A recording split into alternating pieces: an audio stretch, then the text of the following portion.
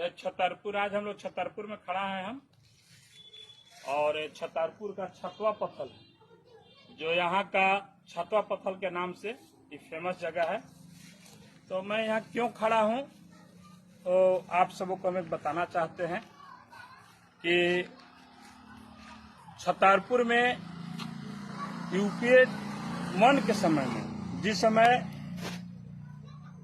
देश के प्रधानमंत्री माननीय मनमोहन सिंह जी थे, जो यूपीए 1 की सरकार थी, यूपीए 1 की सरकार में छतरपुर में एक लोकसभा का उपचुनाव हो रहा था। उसी उपचुनाव में के समय, उस उपचुनाव के समय मैं राष्ट्रीय जनता दल का प्रखंड अध्यक्ष हुआ करता था। उपचुनाव में जब माननीय लालू प्रसाद यादव जी, जो केंद्र सरकार के रेलवे मंत्री थे, उनके समक्ष मंच पर मैं एक प्रस्ताव दिया था, जो गया रफीगंज से चल के डाल्टनगंज तक रेलवे लाइन के लिए। संजोगवश उन्होंने मंच के माध्यम से बोला था कि जो रेलवे लाइन के लिए प्रस्ताव आया है वो हम कंप्यूटर में लोड कर लिए। यही संकेत था। बड़ा सौभाग्य हुआ कि उस उपचुनाव में माननीय घुरनराम पलामू के सांसद बने, और पलामू के सांसद बनने के बाद जब मैं यहाँ के अध्यक्ष था, तो इस नाते पुरजोर उनके पास इस बात को रखते गया, और उस समय के सांसद माननीय घुरनराम पुरजोर ताकत लगा करके, शक्ति लगा करके, और रेलवे लाइन लालू जी से पास कराने का काम किया। बता रहा था कि यह रेलवे लाइन रफीगंज, गया, मथुरापुर, गुरुआ, सिरघाटी, किंडी, छपरी, चहरपानी, नारायणपुर, नौडिहा बाजार, छतरपुर, डाली, कजरी होते हुए डाल्टनगंज रेलवे लाइन को टच कर रहा था। अब मैं बताना चाहता हूं कि यह रेलवे लाइन कितना अहम था, क्योंकि लालू जी इस रेलवे लाइन को पारित कराकर, कुल लंबाई इसका 137 किलोमीटर और लागत बजट था 445 करोड़ के लगभग, और स्टेशनों की संख्या 13 थी। इसी तरह से, इसी लाइन से आपको गया, सिरघाटी होते हुए यह झारखंड और बिहार को जोड़ रहा था। और झारखंड बिहार को जोड़ रहा था, जिसमें 3 जिला अहम था, गया, औरंगाबाद और पलामू।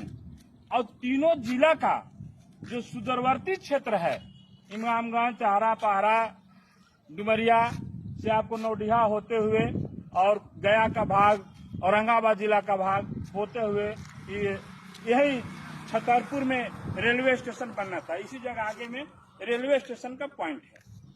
क्योंकि अब अगर यह रेलवे लाइन बन जाता तो 13 स्टेशन, और छतरपुर में जब स्टेशन बनता तो छतरपुर में आज 4 चांद लगा हुआ होता। छतरपुर बिजनेस के मामले में आगे बढ़ता।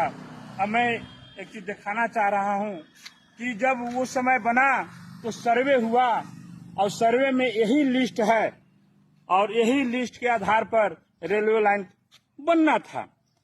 दुर्भाग्यवश दोबारा जब चुनाव हुआ तो यहाँ का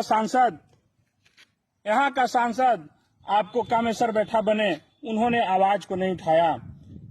दोबारा संजोग हुआ कि हमारे अभी वर्तमान सांसद माननीय बीडी राम जी तीसरा बार सांसद बने हुए हैं, और तीनों 2 टर्म कार्यकाल पूरा किए।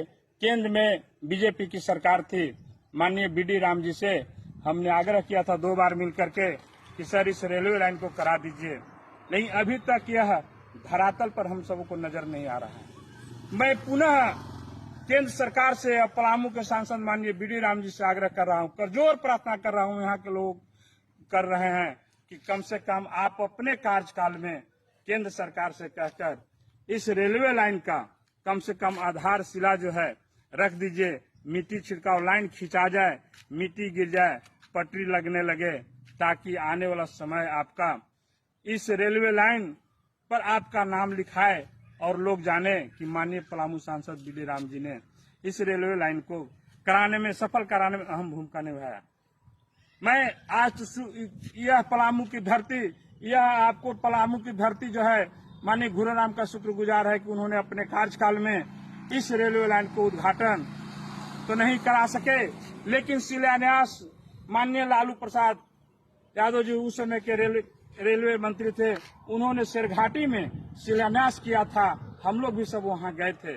तो मैं इस पर ज्यादा चर्चा नहीं करूंगा, लेकिन एक चीज जरूर कहूंगा कि इस रेलवे लाइन को कराने के लिए माननीय सांसद महोदय, भारत सरकार के रेल मंत्री से हम सब शुक्रगुजार हैं कि कम से कम इस रेलवे लाइन को आप कार्य रूप देने का काम करें, ताकि हम सबों का आवागमन की सुविधा प्राप्त हो।